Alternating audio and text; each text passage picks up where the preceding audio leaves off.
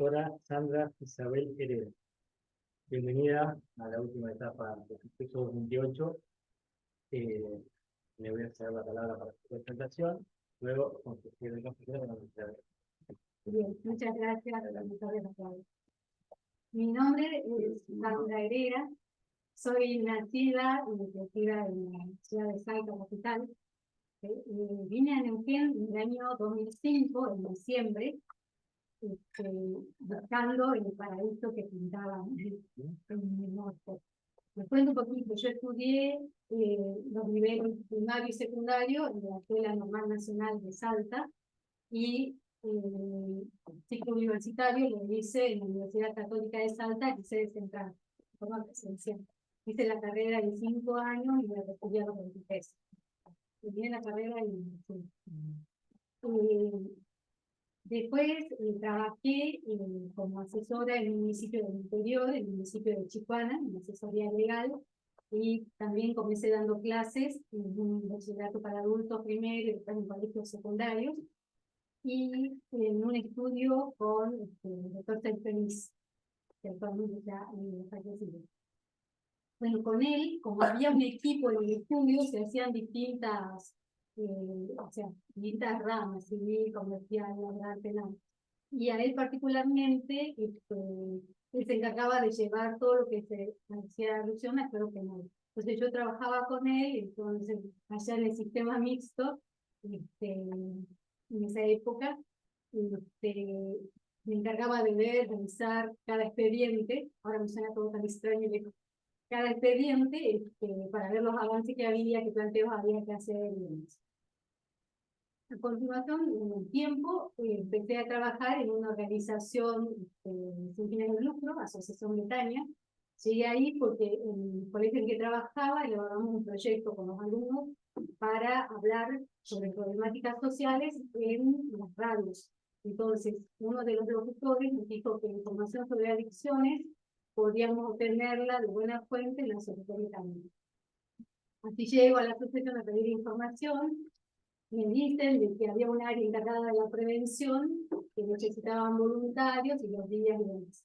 Entonces, tengo un programa de radio y después voy a ver de qué se trataba esta área de prevención de las adicciones. A las 2 semanas más o menos de haber ido, quien estaba encargada del área de prevención decide retomar sus estudios en Tucumán de psicología, y que es una persona muy importante en China, y me dice que me quede a cargo del área de prevención de la institución. Yo tenía 2 semanas de información, entonces como que decía que podía quedar otra persona que tuviera más antigüedad, pero no, todos los que estaban antes se armaban un equipo y me dijeron que me daban todo el apoyo y el tiempo como para que me insertara en ese lugar, así que así comencé con la asociación y estaba como directora de la parte de prevención. Después creamos un grupo, creamos una asociación que se llama Centro Preventivo Salta, que se dedicaba ya a prevención inespecífica, o sea, todo lo que tenía que ver con prevención primaria, convivencia pacífica, resolución de conflictos, lo llamamos capacitación docente. Entonces estaba a cargo de la dirección general de esa institución, que tenía la sede central en Salta, tenía una filial en Jujuy y también una delegación en el interior de mi campo. Estaba en esos trabajos, estudios, asociaciones, colegios, cuando esta persona que se había ido a Tucumán a estudiar, que recibió, es mi hermana del alma, vuelve y bueno, no me encuentro porque estaba trabajando, pero cuando le devuelvo la visita, me cuenta que tenía previsto venir al sur, no tenía nombre, era en octubre de 2005. Y me invita que su proyecto personal y familiar, si yo quería venir con ellos. Entonces, en un primer momento pensé y seguí escuchando lo que me contaba de cómo era el sur. En realidad estaba hablando de Rincón de los Sauces, de una señora que ella había conocido y que había podido progresar. Porque en Salta, aún cuando uno hiciera en esa época muchas actividades, se veía progreso, pero era mucho más lento lo que contaban que sucedía en estos lugares. La cuestión es que en ese día, cuando termina la jornada, le digo que bueno, que sí, que vino, porque ella me dice, si no te adaptas, fuiste unas vacaciones y todo. Llegamos en diciembre del 2005, me enamoré de Neuquén cuando entré porque estaban todos árboles floridos y demás, distinta la imagen que yo tenía de Neuquén. Entonces, empecé a trabajar acá para Navidad. Acá hay un detalle. Yo había averiguado en Salta cómo hacer para obtener la matrícula en Neuquén. Y me dijeron que los últimos viernes de cada mes se hacía la jura. Entonces yo traje todos los papeles, pero en diciembre, como estaban las fiestas, la jura se adelantó al primer viernes ese año. Entonces, como no tenía la matrícula, necesitaba trabajar para costear los gastos, eh, tuve que sacar mi título del currículum y buscar empleo como administrativo. Entonces empecé a trabajar en una suplencia, en realidad en una chacra que hay en Plotier, que trabajan con adicciones. Mi amiga entró como psicóloga y yo como operador socioterapeuta. Como había dicho, no sé si dónde está en el curso, entonces pude trabajar ahí la suplencia.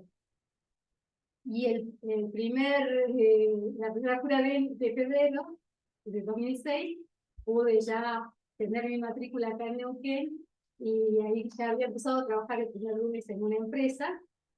Entonces seguí trabajando y buscando ya trabajo como abogado. Buscaba en publicaciones de los diarios porque como nosotros no éramos de acá, no conocíamos a nadie, y de la empresa me llevaron a la entrevista en un estudio jurídico y me tomaron para hacer unos trabajos específicos que eran la elaboración de las tablas para el ámbito de todo lo que tenía que ver con el petróleo. Entonces cuando concluí eso me invitaron a quedarme en el estudio, pero ellos trabajaban con comisiones. Y me gustaba el trabajo, pero necesitaba el ingreso fijo para costear el alquiler y demás. Entonces, dije que bueno, que si tenían algún otro trabajo así puntual, podía hacerlo y seguir trabajando en la empresa. Pero ahí ya lo acoté a media jornada y me quedaba media jornada libre. No ha pasado un mes cuando en el estudio jurídico me llamaron y me dijeron que tenía que presentarme en el Consejo de Educación y me habían recomendado para el área de sumarios. Así que ahí entré en el 2006 a sumarios, estuve casi 2 meses, acaba muy poquito, y pasé en sumarios como asesora legal. En la Dirección de Asesoría Legal del Consejo, cambié de actividad y pasé con todo lo que era el sumario administrativo, pero ya desde los dictámenes legales. Entonces, ya veíamos algo parecido a lo que es el fuero penal, el tema de si se respetó el derecho de defensa, si estaba acreditada las faltas, en este caso administrativas, y si las sanciones estaban bien impuestas o no. Ahí trabajé prácticamente 2 años, faltó muy poquito para los 2 años, y en el 2008 me llamaron del Ministerio de Desarrollo Territorial, me ofrecieron una dirección de asesoría legal. O sea, no trabajar como asesora, sino estar en la dirección. Así que ahí trabajé ahí en 2008 y me enteré de un concurso que había para Rincón. Mi amiga, mi madre, no estaba trabajando como psicóloga de Rincón. Me enteré de un concurso que había ahí para prosecretaria de penal del juzgado multijuegos en ese entonces de Rincón de los Sauces. Así que me presenté al concurso, gané y ingresé, juré en diciembre del 2008, e ingresé a Rincón de los Sauces. Ahí estuve como prosecretaria de entrada. Prácticamente me tocó un periodo en que cuando yo ingresé, la secretaria que había sido nombrada, por cuestiones de salud, estaba de licencia, tenía un embarazo de riesgo, entonces estaba de licencia. Entonces tuve que ingresar con todo lo que había en el fuero penal de Rincón de los Sauces y a llevar adelante toda la gestión. Después estuve hasta noviembre del 2011, porque fue la ley, se sancionó una ley por la que el fuero de Rincón cesaba con su competencia penal y pasábamos todos los funcionarios del fuero penal a Neuquén, capital. Así llegó acá al juzgado de instrucción en ese entonces y me afectan a cuerpo móvil de auxiliares y quedo en el juzgado de instrucción 5 con el doctor Benavides. Cuando estoy trabajando ahí, en el juzgado de instrucción 3 con el doctor Muñoz, estaba trabajando con la causa Temus, con la instrucción de la causa Temus, entonces el doctor Muñoz me pide para que trabaje en esa causa. Entonces voy un tiempo a trabajar con él, pero como estaba afectada en división 5, entonces cuando el doctor Benavides me pedía, volvía a división 5. Y bueno, estuve todo el 2011 en esa situación, trabajando en los dos juzgados, en división 3 solamente con la causa Temu y en división 5 con todas las cosas que había que me mencionaba. Y en el año 2012 me presenté al concurso en la Secretaría Penal, que era el concurso para abogado relator. Y ahí gané el concurso y empecé a trabajar aproximadamente abril o mayo, no recuerdo bien, pero mayo, del 2012. Desde entonces trabajo en la Secretaría Penal hasta la actualidad. O sea que en el 2012 en la Secretaría Penal nosotros lo que teníamos era, con el código anterior, código procesal penal anterior, lo que era recurso de casación, lo que actualmente asumió como competencia el Tribunal de Impugnación. Eso tuvimos, o sea, yo estuve desde el 2012 al 2014, que ya entró en vigencia el nuevo Código Procesal Penal de Neuquén, por eso lleva 10 años el actual Código Procesal Penal de Neuquén, y ahora hacemos la competencia es la de impugnación extraordinaria. Muy bien. Sí. Sí, buenas tardes. Claro. Voy a hacer dos preguntas, una que va vinculada hacia los principios de Bangalore, me puede mencionar, me puede describir también. Y después, por otro lado, me puede decir cuáles son lo que considera usted que son sus fortalezas y bueno, si pudiera decir también considera que puede para conocer un poco más de usted. Pues, el proceso penal se aplica a todos los principios que existen, por ejemplo, con relación a la participación de un juez imparcial, un juez independiente, la publicidad de los actos. Es más, el Código Procesal Penal recoge principios constitucionales y en el primer capítulo habla de que se van a aplicar los principios de legalidad, los principios de concentración, de publicidad. Es un sistema acusatorio en el que rige el principio de contradicción también entre las partes, son las que hacen los planteos y los jueces, para mantener su imparcialidad, resuelven lo que han planteado las partes. Donde no hay controversia no resuelve, y, o sea, hace un control de legalidad y de razonabilidad, porque las partes tampoco pueden hacer acuerdos fuera de la ley, pero se hace un control de legalidad y de razonabilidad, pero resuelve lo que está controvertido. Eso al principio, cuando estaba por implementarse el Código Procesal Penal, tuvieron numerosas capacitaciones, entre ellas estaba la doctora Leticia Lorenzo, hacíamos métodos de errores, y donde nosotros sabíamos que en una de las partes había homicidio, un dato que era relevante, una circunstancia relevante de la solución del caso, y era justamente una situación problemática como para decir, bueno, el juez, aunque lo advierta, si la parte no lo plantea, tiene que resolver de forma imparcial, o sea, todo lo que pase en la audiencia. Con relación a fortalezas y debilidades. Como fortaleza, para que yo lo diga, pero o sea, haciendo un examen me permite hacer lo más objetivo posible. O sea, considero que tengo la experiencia en cuanto a lo que son control de decisiones judiciales. O sea, tanto desde el 2012 al 2014, cuando era el recurso de casación, que ahora es lo que hace el Tribunal de Impugnación, y desde el 2014 en la actualidad, o sea, han pasado más de 10 años en el que el trabajo ha sido el control de decisiones judiciales. ¿Sí?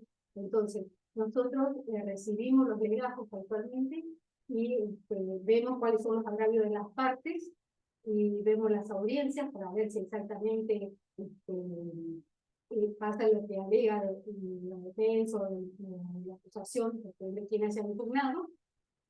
Controlamos las decisiones judiciales para ver si aplicaron correctamente el derecho, para ver si no se alejaron de las constancias que se han probado en el caso, y definimos, o sea, delineamos si en el supuesto hay la arbitrariedad que alegaron o después la errónea interpretación que alegaron o que planteo de la parte. Una vez que hacemos eso, elaboramos un proyecto de resolución. Entonces tengo como fortaleza también las técnicas de poder dictar, no dictar, sino elaborar proyectos de resoluciones. En definitiva, después ponemos a consideración de las unidades vocales y ellos van a ser quienes nos digan si están de acuerdo o no, si hay que hacer modificaciones o no, o hay que sentar a algún otro criterio. Entonces, como fortaleza, yo identifico esas. O sea, mi trabajo que realizo actualmente, y lo he realizado desde hace más de 10 años, es controlar las decisiones. Entonces, puedo detectar fallas lógicas, puedo detectar cuando hay arbitrariedad porque no se condice la decisión con la constancia que hay en el legajo, y puedo detectar también cuando hay erróneas de interpretaciones. Diferencio las interpretaciones posibles y las que no son, o sea, no lo son, caen dentro de lo que la Corte ha definido como arbitrariedad de sentencia. Entonces, eso lo destaco como fortaleza. Como debilidad, es algo que me marca en el trabajo. Yo tengo una inclinación a que mi decisión, perdón, a que mis proyectos de resolución sean un tanto extensas. Entonces, como ya sé que tengo esa inclinación, cada vez que voy a hacer el proyecto, yo me voy sobre la marcha corrigiendo y haciéndolo cada vez más simple y más sintético, o sea, que sea conciso. ¿Sí? Tenemos un dicho de que a veces no molesta lo extenso, sino lo extendido. A veces es necesario que una decisión tenga unas páginas más que otras, pero cuando, por ejemplo, los parámetros están vinculados a una de evaluación de la prueba, o hubo omisiones del tribunal de impugnación. Entonces tenemos que decir, no, el tribunal de impugnación dijo esto, en base a tal y constancia de legajo, y al ir reseñando lo que dijo y comparando con lo que pasó en el legajo y lo que pasó en las audiencias, a veces se extiende, ¿sí? Pero sí reconozco que estoy trabajando en esa medida, de tratar de que mis proyectos sean más breves. Como fortaleza tengo algo relacionado con la redacción. Yo cursé la maestría en Magistratura de Derecho Judicial, que estoy trabajando en una tesis ahora, estoy tratando de presentarla en este año, y una de las materias que me gustó especialmente era la de lenguaje claro. O sea, tanto como nos dieron la materia y demás, entonces tengo siempre como norte lo que nos enseñaron, de que lo que uno plasma en una decisión se tiene que comprender. Que quien lea la decisión sea justiciable, sea la sociedad, sea la prensa, que lea la decisión, que pueda llegar a comprender lo que quisimos decir, cuál es el mensaje de la decisión, y también que pueda usarse esa información. O sea, como nosotros generalmente hacemos proyectos para el Tribunal Superior, que la última instancia es la provincia, el Tribunal de Impugnación, cuando se encuentra ante disidencias o votos divididos, tiende también a citar nuestros precedentes. Entonces, tiene que quedar claro para que la información se use de forma adecuada. Entonces, para mí es muy importante el lenguaje claro. Y ahí también lo de los sencillos colabora con la claridad. Muy bien, gracias. Buenas tardes. Bueno, disculpe por hacerme esperar tanto. No hay problema. Estaba sentada para las 14:30. Bueno, Pero me avisaron. bueno. Sí, sí, sí. Yo quería preguntarle, bueno, usted trabaja en el Superior Tribunal, pero ¿cómo se imaginaría ser jueza del Tribunal de Investigación en caso de acceder a través de este concurso? ¿Cómo se vincularía, cómo cree que usted la justicia penal debe comunicar sus actos a la gente? ¿Qué es lo que me interesa a mí? Yo creo que cuando se establece una sentencia, esta es ejecutoriadora y colabora muy profundamente en la prevención del delito. Al contrario de cuando las sentencias no existen, es como que se genera en la sociedad una sensación de impunidad. Entonces a mí lo que me interesaría saber es cómo usted cree o cómo intentaría manejarse en el caso de acceder a esta definición. Bien, hay dos preguntas de mí. Sí, La primera, ¿cómo me vincularía? Conozco a todos los integrantes del programa de inclinación, comparto trabajo, porque me quiere decir que trabajo en la Universidad Católica de Salta actualmente, y doy 3 materias. Entonces, comparto la cátedra de Derecho Penal, parte general, con un integrante del programa de impugnación, y por los cursos, conferencias, los encuentros que se hacen, tengo trato con los otros integrantes de la impugnación. También, como controlamos la sentencia que hemos tenido en impugnación, conozco los criterios de cada uno de los miembros del tribunal de impugnación sobre distintos temas. ¿Sí? No, creo que no tendría dificultad en la integración y la confirmación. Además, estoy acostumbrada a trabajar en equipo, porque en la Secretaría Penal somos 3 abogados relatores, un subsecretario y un secretario. Entonces, cuando llega un legajo, estudiamos los relatores y después los relativos. Entonces, para ver si se va a aplicar un determinado criterio que ya exista, si no hay criterio, cuál podría ser el que se puede proponer para que después nos escriban los vocales y nos digan si están de acuerdo o no están. Entonces, ese trabajo de deliberación lo tenemos en la Secretaría Penal, o sea, con todos los legajos. Entonces no vería ninguna dificultad en poder hacer el mismo trabajo de tipo de deliberación en la sala de tribunal de impugnación que me tocara integrar, ¿sí? En cada caso. Ahora, con relación a las sentencias, es un acto comunicativo. Entonces, en la medida en que se elaboren las decisiones del tribunal de impugnación de forma clara, de forma concreta, se manda un mensaje a la sociedad. Es lo que decía. Toda sentencia no se limita solamente a las partes, sino que más en el fuero penal, donde la sociedad está interesada por distintos temas y está esperando lo que se decide.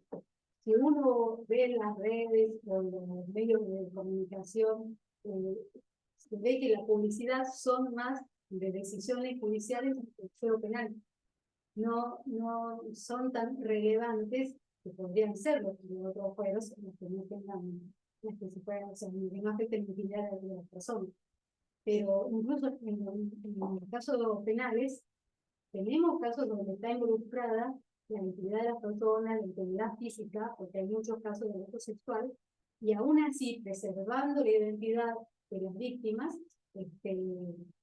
lo mismo se publica las decisiones. Entonces yo creo que es muy importante que sean tratadas con un lenguaje claro y den un mensaje a la sociedad. En eso concuerdo con usted. Pero con limitaciones, por supuesto, donde hay menores, donde claro. hay víctimas de abuso sexual, preservando esto. ¿Usted cree que el vecino, el ciudadano común, si no es por los medios de comunicación, cómo hace para acceder a leer una sentencia? Porque el lenguaje claro, por ahí está bueno, tiene que estar claro para que lo interpreten, pero por ahí los diarios o los medios, en su afán de teñir la noticia para vender más o para tener mayor audiencia, desvirtúan de alguna manera el contenido de los fallos. Y puede pasar que se descontextualice. Sí. Bueno, hay gente que está interesada, como en las audiencias donde no haya visto con la integridad sexual, donde se afecte la intimidad de las personas, las audiencias son públicas, entonces pueden acceder a las audiencias y los jueces de impugnación, en el caso de que integrara el tribunal de impugnación, podría dar los veredictos orales, para que en la audiencia ya se conozca cuál es el punto de la cuestión de fondo que se está resolviendo. Más allá que después pueda plasmarse dentro del plazo legal por escrito el desarrollo de cada uno de los fundamentos que sustenten la decisión. ¿Sí? Hay un tema con las decisiones escritas. Nosotros los chicos hoy usan TikTok, no van.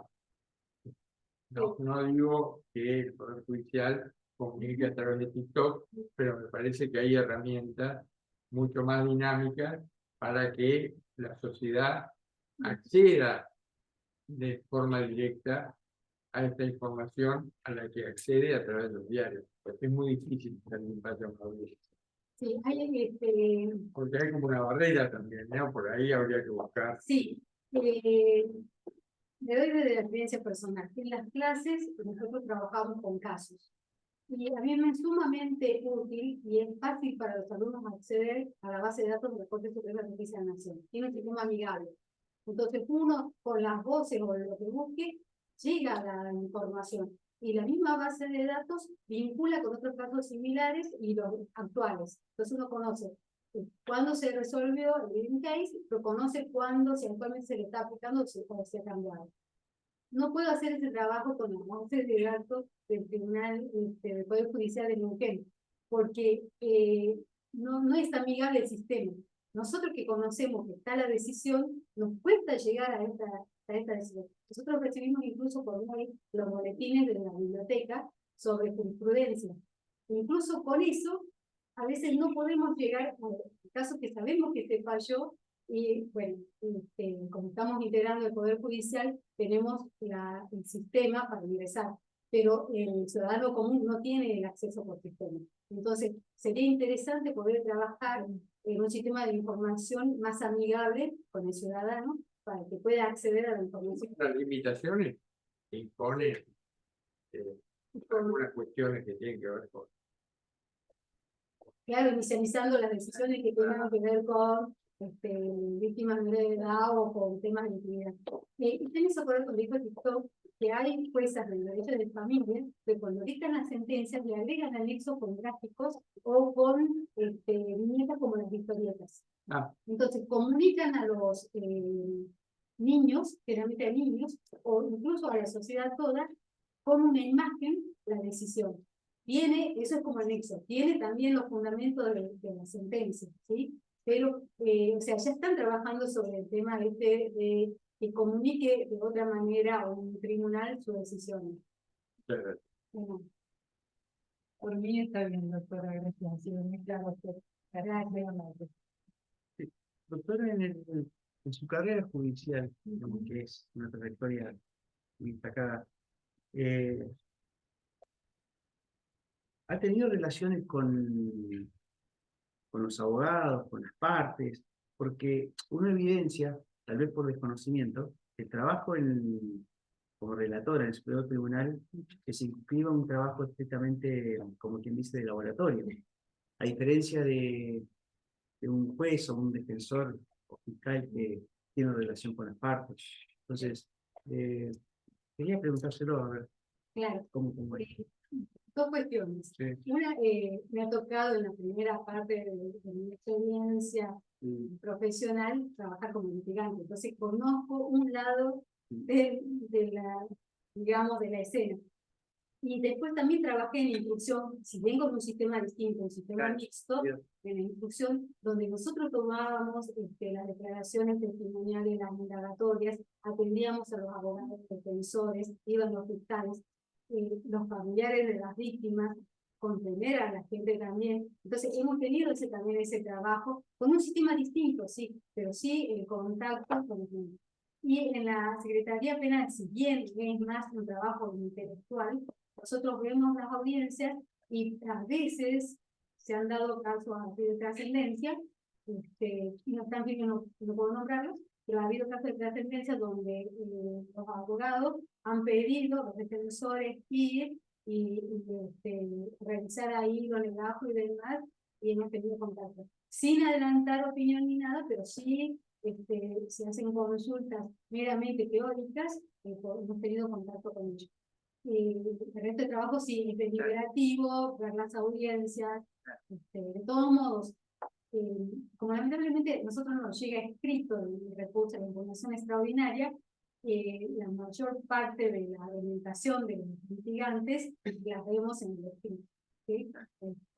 Pero si no, también cuando hay audiencias ante la sala penal, nosotros después vemos lo que argumentaron las partes ante los vocales y tenemos que ver para poder proyectar los acuerdos con los colectivos. Muchas gracias. Doctora, buenas tardes. Buenas Tengo una consulta. Usted tiene muchos años trabajando ya en la sala penal con mucha experiencia por todo lo que dice. ¿Nos puede comentar o decir qué conclusión sacó después del examen técnico por las calificaciones tanto en el escrito como en el oral? Bueno, primero no me esperaba la nota, así que tuve que superar la frustración.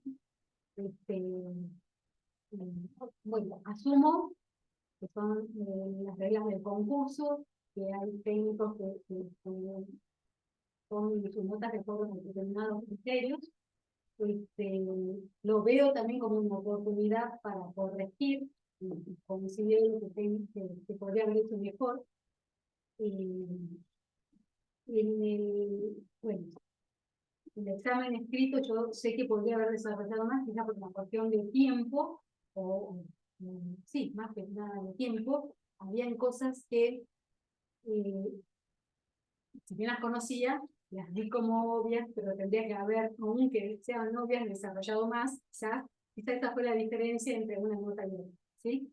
En cuanto al examen oral, no me pareció que fuera, o sea, como docente califico a los alumnos, entonces también tenemos criterios de evaluación.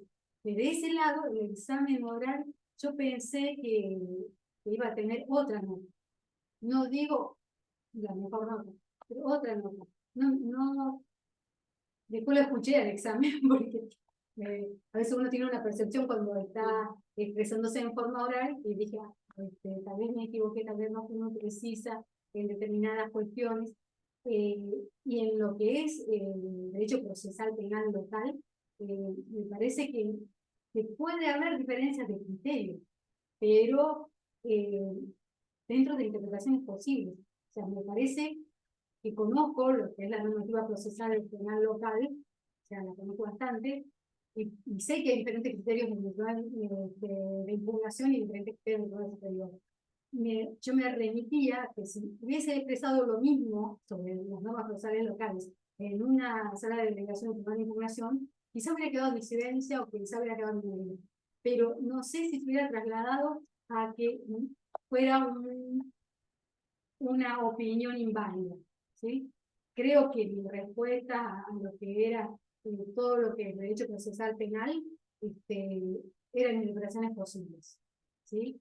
Puede haber sido un criterio que no se compartía, eso pasa siempre, o sea, no todos pensamos igual, no todos interpretamos de la misma manera, pero bueno, acepto, ellos son convocados los jurados por su experiencia, por su trayectoria, acepto su calificación, mis expectativas eran otras, pensé que iba a ser diferente, más en el examen oral. Muchas gracias, doctora. Gracias. Muchas gracias. Gracias a ustedes. Muchas gracias. Hasta luego.